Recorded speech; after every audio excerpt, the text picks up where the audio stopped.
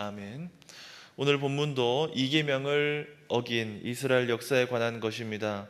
이스라엘이 남북으로 갈라지고 북이스라엘 왕 여로보암은 이계명을 어기고 하나님을 금송아지로 만들어서 섬겼습니다. 그 이후에 북이스라엘은 계속 이계명을 어기다가 결국에는 1계명까지 어기게 됩니다. 오늘 본문을 통해서 이계명을 어기고 자기 마음에 드는 예배를 드렸을 때에 언약 백성이 어떻게 되는지 살피고 또 오늘 우리에게는 어떠한 의미가 교훈이 되는지 살펴보도록 하겠습니다. 오늘 본문은 크게 두 부분으로 나눌 수 있습니다. 우선 1절에서 7절까지 예후 선지자를 통한 바하사에 대한 심판의 메시지입니다. 그리고 8절부터 14절에는 그 선지자의 예언이 이루어지는 엘라에 대한 심판이 나와 있습니다. 하나님은 여로보암을 심판하기 위해서 바하사를 사용했습니다. 그런데 바하사도 똑같이 여로보암의 길로 행했습니다. 1절 2절 말씀 같이 읽어봅시다.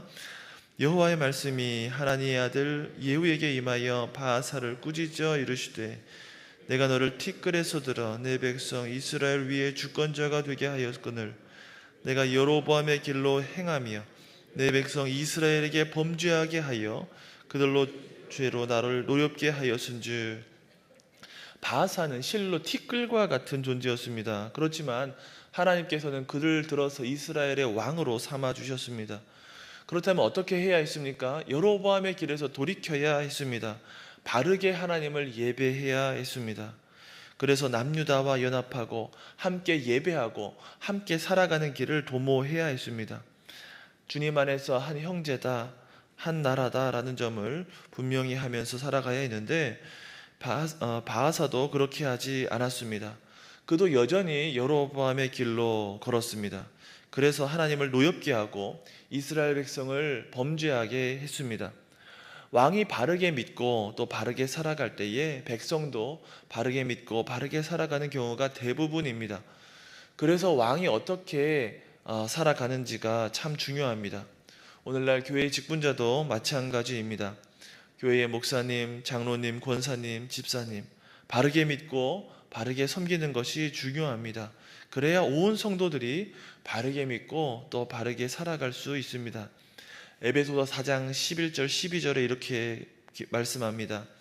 그가 어떤 사람은 사도로 어떤 사람은 선지자로 어떤 사람은 복음 전하는 자로 어떤 사람은 목사와 교사로 삼으셨으니 이는 성도를 온전하게 하여 봉사일을 하게 하며 그리스도의 몸을 세우려 하심이라. 교회의 직분자는 모든 성도를 온전하게 하기 위해서 존재합니다. 성도들이 봉사일을 하게 하고 그리스도의 몸을 세우기 위해서 직분자들이 존재합니다.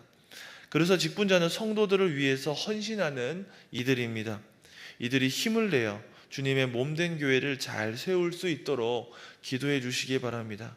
직분자들을 통하여서 결국에 모든 성도들이 온전하게 되는 그런 놀라운 복을 누리게 되기를 바랍니다.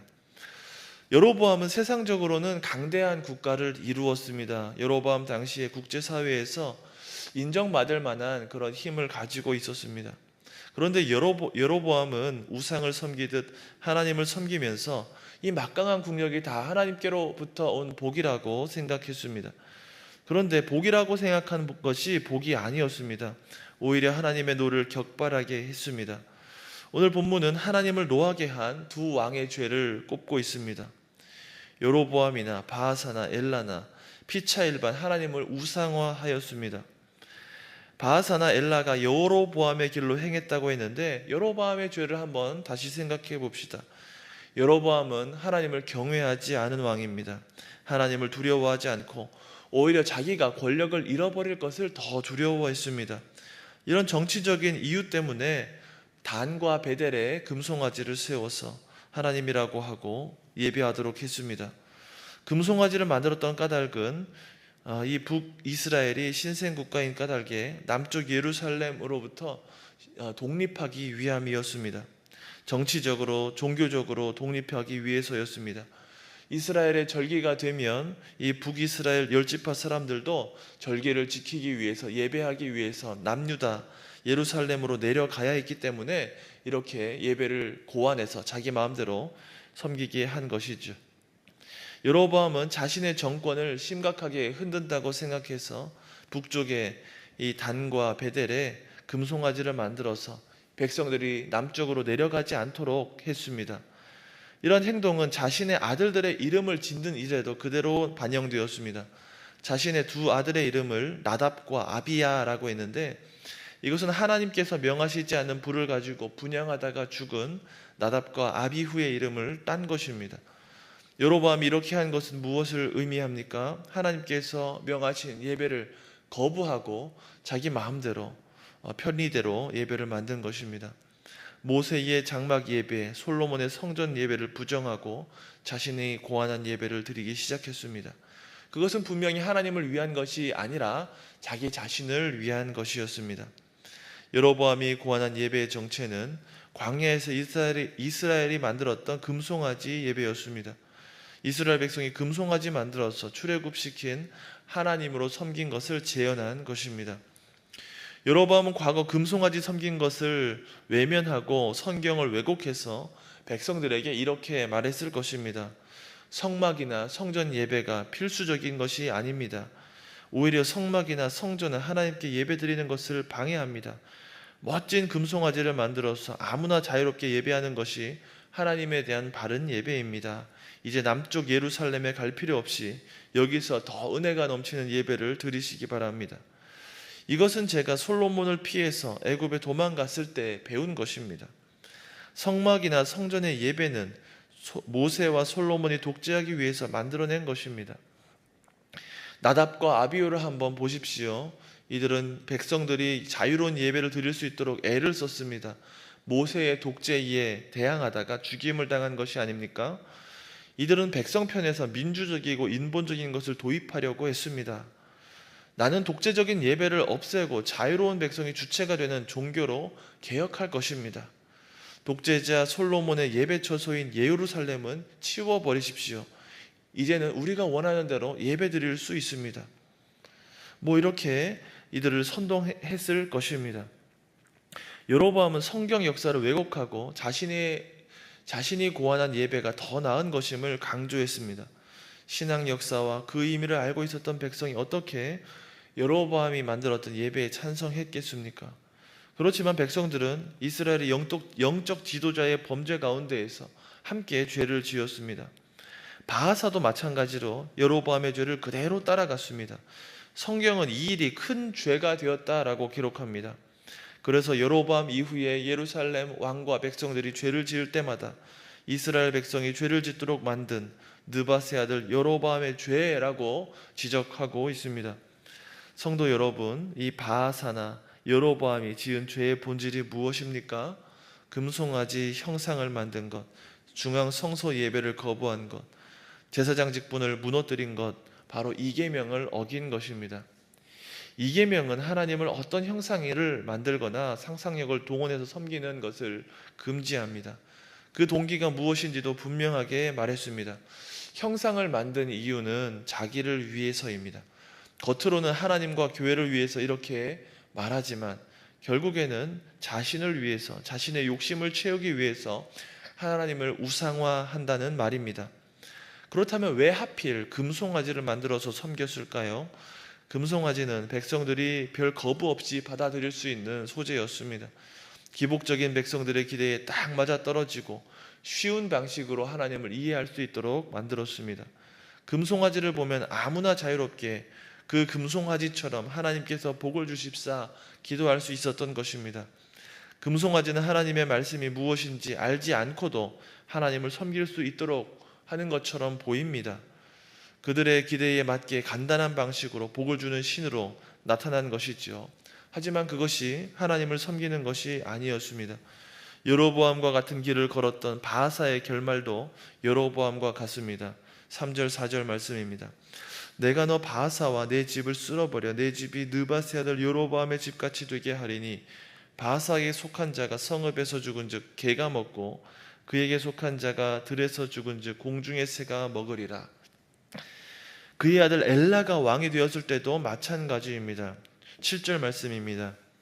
여호와의 말씀이 하나님의 아들 선지자 예후에게도 임하사 바하사와 그의 집을 꾸짖으심은 그가 여로보암의 집과 같이 여호와 보시기에 모든 악을 행하며 그의 손의 행위로 여호와를 노엽게 하였음이며 또 그의 집을 쳤음이더라. 하나님은 그럼에도 불구하고 바하사의 집에 돌이킬 수 있는 그런 시간을 주셨습니다. 아들이 왕이 되게 하신 것입니다. 그런데 엘라의 때에도 끝내 돌이키지 않았습니다. 그래서 하나님의 심판이 임하게 되었습니다. 9절 10절 말씀 같이 한번 읽어봅시다. 9절 10절입니다. 엘라가 디르사에 있어 왕궁 맡은 자 아르사의 집에서 마시고 취할 때 그 신하 곧 병거 절반을 통솔한 지휘관 시므리가 왕을 모반하여 시므리가 들어가서 그를 쳐 죽이고 그를 대신하여 왕이 되니 곧 유다의 아사왕 제27년이라. 얼마나 끔찍합니까? 이런 쿠데타가 피 흘림이 반복되고 있습니다. 하나님을 우상화해서 섬기는 것이 배교의 시작입니다. 비극의 시작이 되었습니다. 하나님을 우상화하여 섬기다가 나중에는 결국에는 이방의 신까지 섬기게 됩니다. 오늘날에는 이러한 일들이 없을까요? 물론 금송아지를 만들어서 섬기지는 않지만 우리에게 일어날 수 있는 이 이계명을 범하는 것, 제가 한 3가지 정도로 적용해 보았습니다. 첫째는 성경과 교리, 두 번째 예배, 세 번째는 생활에 있어서입니다. 첫 번째로 성경과 교리 부분에 있어서 이 이계명을 어길 수가 있습니다. 오늘날 한국 교회는 성경과 교리를 가르치는 것보다 좋은 프로그램을 추구하는 경향이 있습니다. 우리가 속한 고신교단이나 우리 교회는 이 성경과 교리를 강조하는 편이지만 타교단은 성경 교육과 교리에 취약한 그런 경향이 있습니다. 제가 타교단 목사님들과 교제하면서 느낀 점은 교회에서 성경을 가르치고 기본적인 교리를 가르치는데 굉장히 취약하구나 하는 점입니다. 그래서 한국교회 성도들이 잘못된 신학이나 또 무분별한 신앙생활에 노출되어 있습니다. 성경 해석이든지 기도하는 법이든지 구원과 상급을 이해하는 것이든지 성례, 직분, 선행, 선교, 은사, 구원론, 많은 성도님들이 잘 모르는 그런 경향을 띠고 있습니다. 성경과 교리에 대해서 잘 모르는 것은 이계명을 어기는 것으로 나아가기 쉽습니다. 두 번째에 있어서 공예배를 생각할 수 있습니다. 이계명을 어기는 것이 즉각적이고 뚜렷하게 나타내는 것이 바로 공예배입니다. 이계명 자체가 1차적으로 예배에 대한 계명입니다. 하나님을 공적으로 예배할 때 어떤 형상을 만들어서 섬기는 것을 금했습니다. 이것은 교회가 공적으로 모여 예배할 때 사람들의 심리나 편리성을 따라서 예배하는 것을 경계하는 것입니다. 사람들이 좋아하는 방식이 아니라 하나님이 원하시는 방식대로 예배하도록 하셨습니다. 종교개혁가들은 예배를 개혁해서 하나님이 원하시는 대로 그 말씀을 중심에 두고 가장 성경적인 예배를 회복했습니다. 그런데 현대인들은 종교개혁을 부정하면서 말하기도 합니다. 기존 예배는 답답하고 은혜가 없고 폐쇄적이다. 이제는 열린 예배가 필요하다. 그래서 말씀 중심의 예배를 탈피해서 새로운 형식의 예배를 고안하기도 했습니다. 현대 문화를 접목한 이른바 열린 예배가 그렇습니다. 세상과 가깝고 불신자들과 함께 예배드려야 한다는 말을 하기도 합니다. 하지만 가만히 생각해 보면 예배는 불신자가 드릴 수 없는 것이죠. 신자가 드리는 것입니다. 신자만이 그리스도의 성찬상에서 주어지는 예수님의 살과 피에 연합할 수 있습니다. 셋째로는 그리스도인의 생활에서 이 계명을 어기는 것입니다. 사실 성도의 삶도 확대 해석하면 예배입니다. 공예배만 하나님의 시간이 아닙니다. 성도에게 주어진 시간이든 돈이든 건강이든 어떤 기회든 하나님께서 주신 것이고 하나님 앞에 올려드려야 하는 것이기 때문에 영적 예배입니다.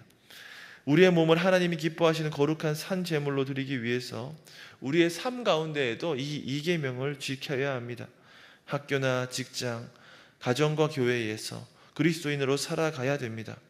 모든 생활에 하나님의 명예가 달려 있습니다. 그리스도인으로 살아가고 하나님의 명예를 지키는 것이 바로 이 계명을 올바르게 지키는 일입니다. 모든 영역에서 하나님의 주권을 인정하고 하나님을 예배하는 삶을 살아갑시다. 그래서 이 계명이 말하는 것이 무엇입니까? 부모가 이 계명을 이 계명을 어기면 그 자신 3, 4대에는 하나님의 섭리가 특별한 섭리가 없다면 이 1계명까지 어김으로 불신자가 되어서 영원한 하나님의 심판이 있게 될 것이라는 말입니다. 실제적으로 북이스라엘 왕조만 보아도 3, 4대 안에 이 왕조가 끝나는 경우가 많이 있습니다. 반면에 이 계명을 신실하게 지키는 자들, 하나님의 말씀에 성경에 나온 대로 믿고 순종하는 자들은 그들 자손들도 천대까지 1계명과 2계명을 잘 지킴으로 구원과 복이 누리게 될 것이라는 약속입니다. 부모가 하나님을 기복적으로 믿는다든지 하나님의 말씀에 일부는 순종하고 일부는 거부한다면 그것을 보고 자란 자녀들이 교회를 점차 떠나게 되는 그러한 비극이 일어날 수 있습니다. 부모는 구원을 받을지 몰라도 그 자녀들이 하나님의 복뿐 아니라 하나님의 구원에서도 제외될 수 있다라는 그러한 경고의 말씀을 들어야 하겠습니다. 10계명, 2계명을 잘 지킵시다. 그리하면 하나님께서 약속하신 복이 천대까지 임하게 될 것입니다. 가정과 교회가 주님이 오시는 날까지 든든하게 순결하게 보존될 수 있을 것입니다. 2계명을 지켜 하나님의 영원한 복을 누리는 저와 여러분 되시기를 주님의 이름으로 축원합니다. 아멘. 함께 기도합시다. 하늘에 계신 우리 아버지, 아버지의 이름을 거룩하게 하시며 아버지의 나라가 오게 하시며 아버지의 뜻이 하늘에서와 같이 땅에서도 이루어지게 하소서. 오늘 우리에게 일용할 양식을 주시고 우리가 우리에게 잘못한 사람을 용서하여 준 것 같이 우리 죄를 용서하여 주시고 우리를 시험에 빠지지 않게 하시고 악에서 구하소서. 나라와 권능과 영광이 영원히 아버지의 것입니다. 아멘.